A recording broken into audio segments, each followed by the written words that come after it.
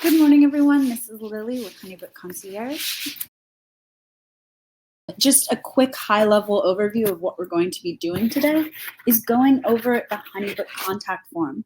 So we're going to be covering the elements of the contact form, how to create it, how to embed it, and then how to connect a workflow to the contact form.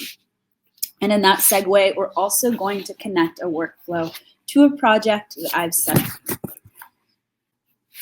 So let's go ahead and get started. So the HoneyBook contact form, this is a widget that can be installed to your company website. And it just allows for you to pose a series of questions to potential clients and then collect the information to your HoneyBook account. So it's a great tool that just condenses time and allows for you to book clients faster. Now to open your contact form, what you'll do is go to Tools and click Contact Form. You'll see this blue pop-up above the contact form. It's because we recently revamped the entire contact form just so it allows for you to further customize and just make it a more beautiful tool. Sorry about all of these on the side here. We are actually going to be removing them. As you can see, we've done quite a few webinars on this. Today, let's go ahead and create a brand new one. And as you can see, a new one is added. So I am going to go ahead and change the title of this one. So let's just do Lily's contact form. As you can see, some questions are automatically populated in there. You can delete every question except for these two. So the full name and email, these are required questions. If the contact form does not have these answers, it will not be able to be submitted. So we do require these two questions to be filled out by your client. As you can see, there's a number of different ones. Project date, we'll go ahead and delete this one. Maybe address, that's not important. These are just defaulted in there. So you can go ahead and remove them as you see necessary. So let's just start with these basics. Full name, email, phone number, guest count, how'd you hear about us, and then asking them to tell you a little bit more.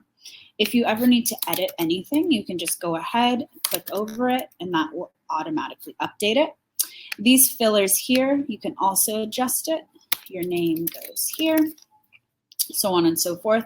These fillers just give your client an idea of what they should respond to if they don't understand that question. So going down, if you need to add in new questions, you can do so by clicking the plus underneath any one of these questions. So let's go ahead and click the plus. And you'll see that there are two types of questions available. The first one are the custom questions. So custom questions are yours to customize. The answers will display in the inquiry, but they will not automatically populate in any project details. So when your clients fill out these questions, they will not automatically populate into your project information. However, with suggested questions, they will automatically populate. So the suggested questions are what we recommend to use to gather important project information. So for example, let's go ahead and add in project type. That's a big one. Adding in suggested questions, ensure that your client's answers will then automatically populate into the project details. So we highly recommend using those suggested questions just to save you some time later down the line. Now this project question is incredibly important. Please keep this in the back of your mind because this is going to be the liaison for the contact form and the workflow connecting. As you can see, there's this little, these two circles that are connecting. This is the meaning that it is a suggested field that is pulled from the suggested questions. If you ever need to adjust how your client interacts with it, you can make that it's a required question or not. And if you need to adjust or update the project type, this is actually going to be pulled from your account settings. So for example, I'm going to take you over to a different page in just a moment, but this specific question, project type settings, this is going to be pulled directly from your account settings. So we'll go ahead and click update. and you can adjust what is displayed in the drop-down here. Now, if you need to customize this contact form, to do so, go ahead and click Design.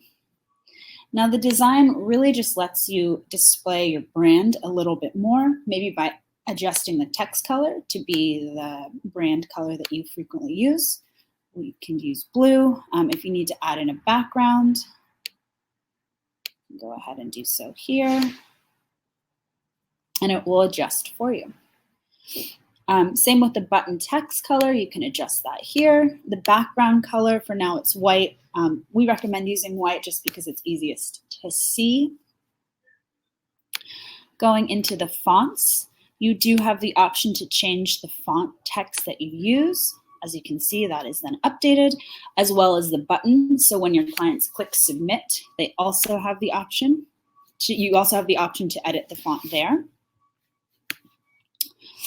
And going into the settings of the contact form, this is a really cool part that this is one of the areas that we revamped, and it is allowing for selected team members to be the recipients of the contact form.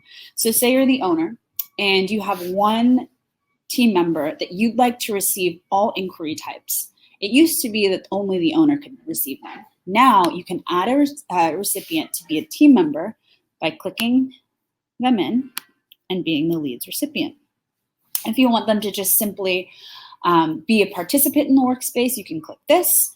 And if you want them to be the owner of the entire project workspace, you click there.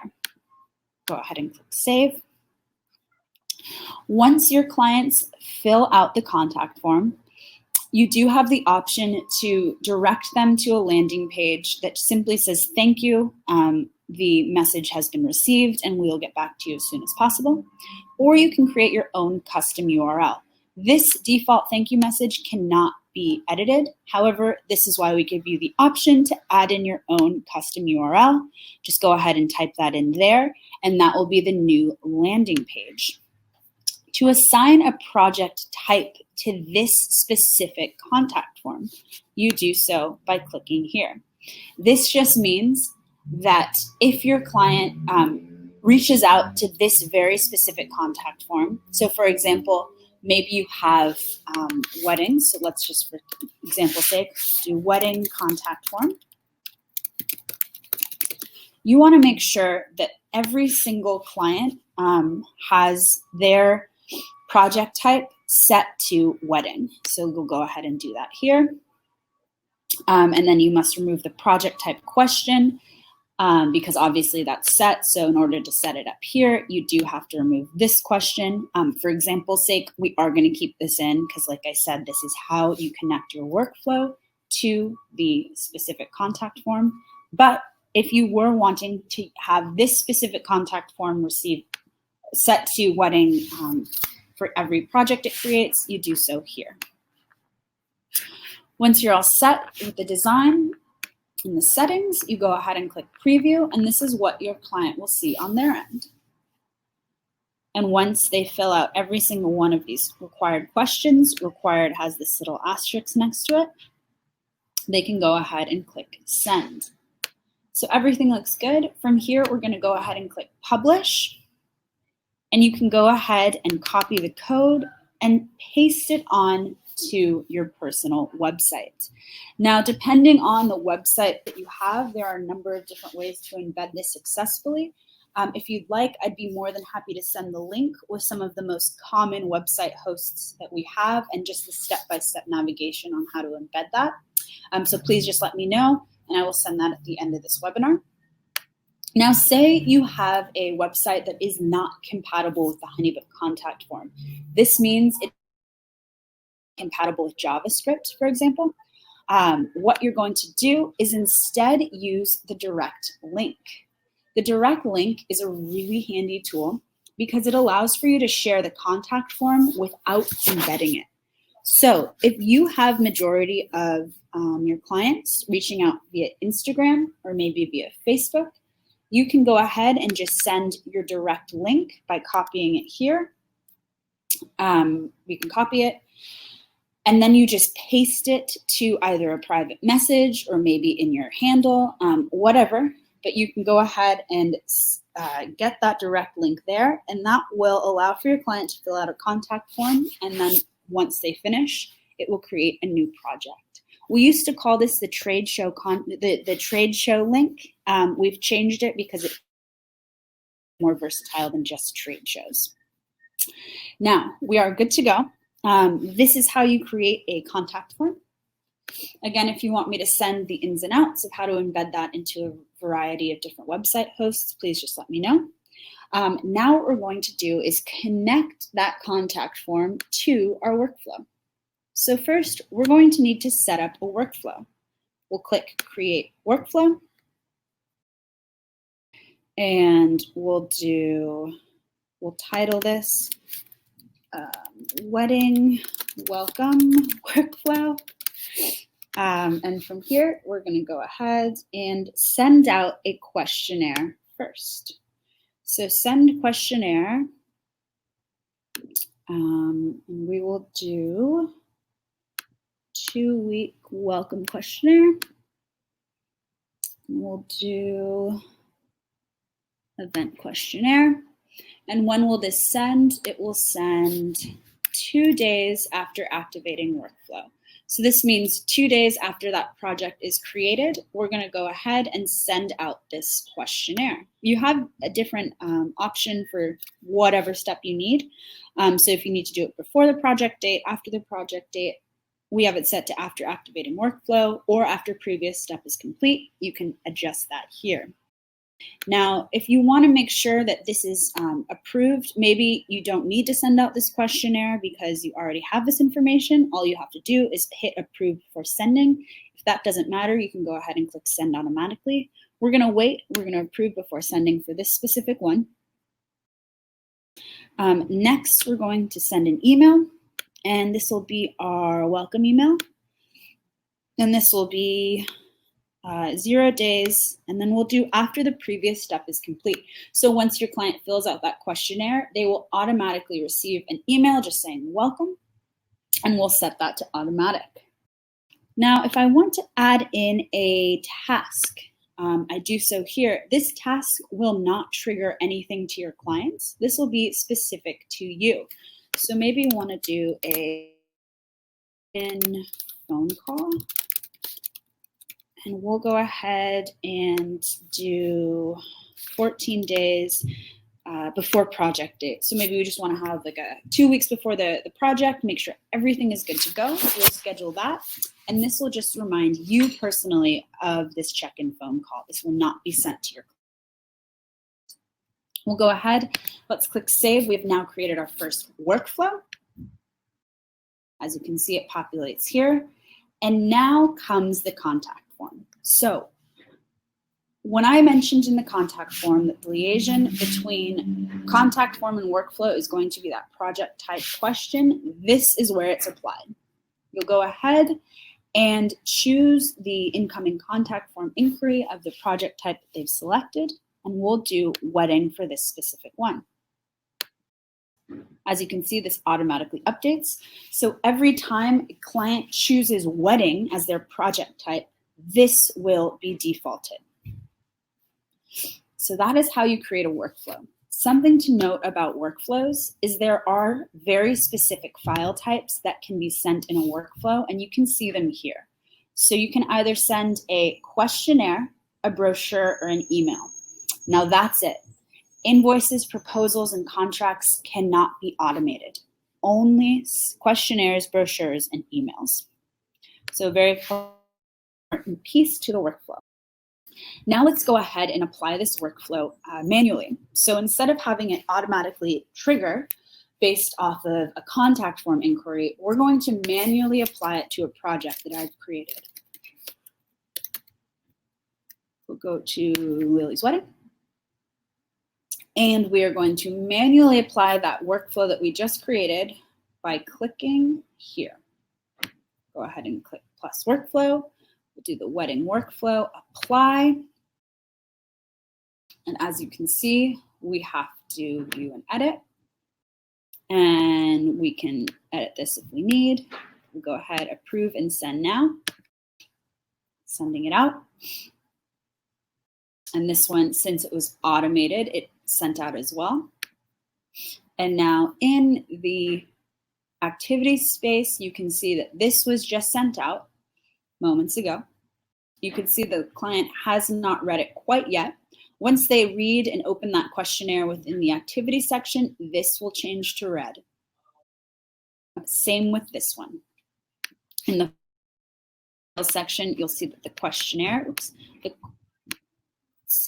questionnaire has now been added as well. Okay, guys, so that is a very in-depth overview of exactly how to use the contact form and the workflow. I'm going to go ahead and answer some questions that came up along the way, so feel free to ask more questions now, and we can definitely get to them. David, you asked, if I want to create different contact forms, can I have a different project type for each form? The answer is absolutely. Yes, you can. You can create as many contact forms as you'd like and have different project types for each form. One of the many contact forms that we've already created. So let's just kick it off with number 11. If you need to have this specifically set to maybe birthdays, you can go ahead and assign that here. So all participants that fill out this specific workflow, or excuse me, this specific contact form will have the project type set to workflow. Now you can trigger specific workflows based off of what they choose. Again, that's how you, when you add in the suggested question of project type. And you can embed as many contact forms as you want onto your personal website. You will have to do these separately though, like they cannot be combined on top of each other. And if you'd like, I'd be happy to send over the navigation to do that. Amanda, can you use Show It? Yes, you absolutely can. Give me just a moment. I'm gonna go ahead and just pull up that article on the step-by-step navigation on how to embed the contact form. You will see Show It listed as number 3. Some of the others are GoDaddy, PixieSet, Squarespace, Weebly, and so on. Here you go. Oh, yeah, I see there's quite a few questions about this. So Show It, yes. Squarespace, yes. Wix, yes. So I'm going to go on to the next. Please send the link. Okay. All right. So why do you use a workflow versus not using one? I'm confused on the purpose of a workflow. Great question. So workflows, they simply allow for you to automatically send things.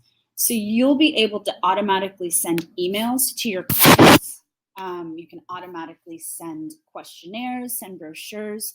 All it does is automate specific messages and files to go out to your clients, so you don't have to manually go in and do that. Say you have a questionnaire that you send out to every single one of your clients. Instead of having to go in, open a new project, create a new file, add in the questionnaire, apply a template, you can just have that automatically trigger when your client fills out a contact form, or as soon as you apply the workflow to a project. So all it is automation. Where is the best place to put a contact for on Instagram? Yeah, I would say the bio is a great place. You also have the ability to share it as direct messages to your clients. Where's the best place and how do I add the contact form to my Facebook page? Yeah, so same idea. So depending on the Facebook page, I'm assuming it's going to be a business type Facebook page. You can go ahead and just add that into maybe your about and also in direct messages. That's a really handy way to do that, just so your clients don't get confused. They know exactly what the link purpose is for, so you can give them just a little spiel about it and then send them the link. Next question, are the already populated questions in the contact form suggested questions? Great question. Let's go ahead and open that up. So you'll be able to see if they're suggested questions when you see these 2 circles. When you see those, that means that they are pulled from the suggested field. Sharing the link in bio or Facebook. Yeah, so I don't have a link with the step-by-step navigation on like Facebook, but what I can do, only because that's up to you. There are a number of different ways that you can share it. I mean, you can even make a status and say like, hey guys, here's my contact form. But what I can do now is let me just give you the full rundown of the direct link, and hopefully that'll be a little bit more helpful with the sharing process. All right. Well, thanks so much, you guys. I really appreciate you taking the time, just understanding the platform a little bit more.